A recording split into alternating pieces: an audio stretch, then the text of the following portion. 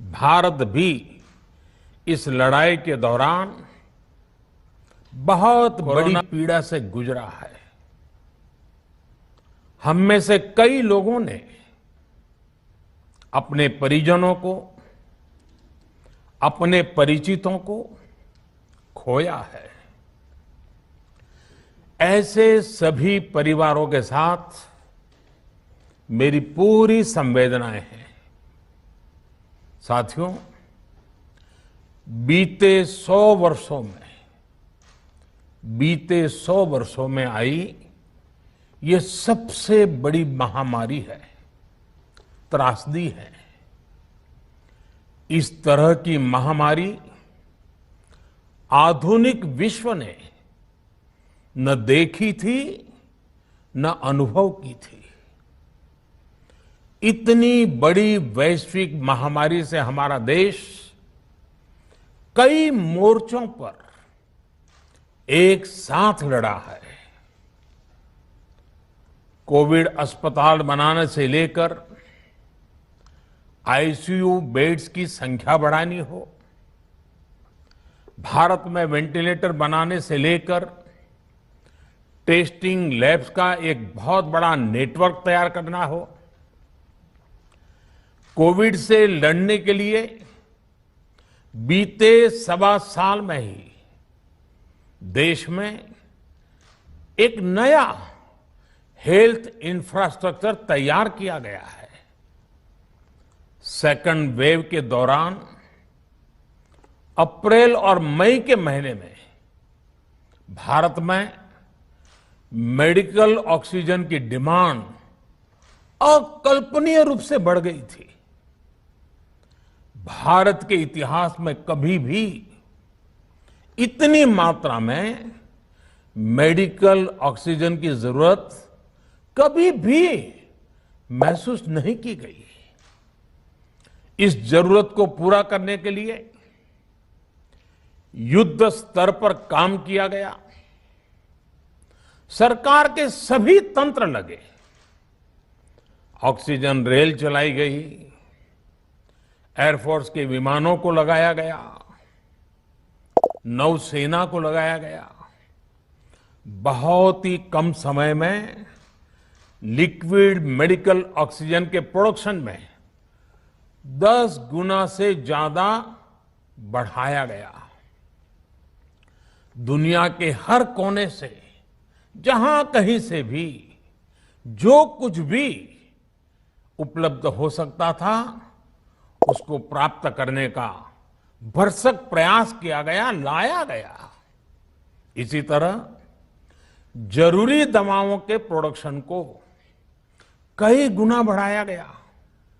विदेशों में जहां भी दवाइयां उपलब्ध हो, वहां से उन्हें लाने में कोई कोर कसर बाकी नहीं छोड़ी गई। साथियों, कोरोना जैसे अदृश्य और रूप बदलने वाले दुश्मन के खिलाफ लड़ाई में सबसे प्रभावी हथियार कोविड प्रोटोकॉल है।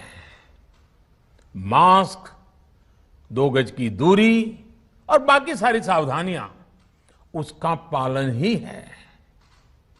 इस लड़ाई में वैक्सीन हमारे लिए सुरक्षा कवच की तरह है।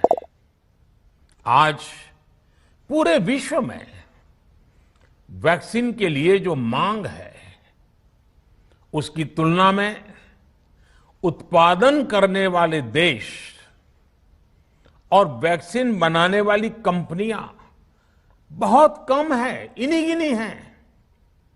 कल्पना करिए कि अभी हमारे पास भारत में बनी वैक्सीन नहीं होती तो आज भारत जैसे विशाल देश में क्या होता। आप पिछले 50-60 साल का इतिहास देखेंगे तो पता चलेगा कि भारत को विदेशों से वैक्सीन प्राप्त करने में दशकों लग जाते थे। विदेशों में वैक्सीन का काम पूरा हो जाता था तब भी हमारे देश में वैक्सीनेशन का काम शुरू भी नहीं हो पाता था। पोलियो की वैक्सीन हो, स्मॉल पॉक्स, जहां गांव में हम उसको चेचक कहते हैं, चेचक की वैक्सीन हो, हेपेटाइटिस बी की वैक्सीन हो, इनके लिए देशवासियों ने दशकों तक इंतजार किया था। जब 2014 में देशवासियों ने हमें सेवा का अवसर दिया, तो भारत में वैक्सीनेशन का कवरेज 2014 में भारत में वैक्सीनेशन का कवरेज सिर्फ 60% के आसपास था, 60% के आसपास था। और हमारी दृष्टि में ये बहुत चिंता की बात थी। जिस रफ्तार से भारत का टीकाकरण कार्यक्रम चल रहा था, उस रफ्तार से देश को 100% टीकाकरण कवरेज का लक्ष्य हासिल करने में करीब करीब 40 साल लग जाते हैं। हमने इस समस्या के समाधान के लिए मिशन इंद्रधनुष को लॉन्च किया।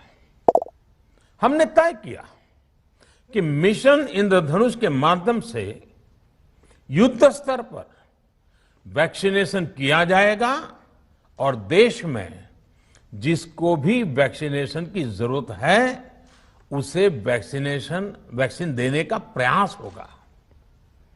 हमने मिशन मोड में काम किया।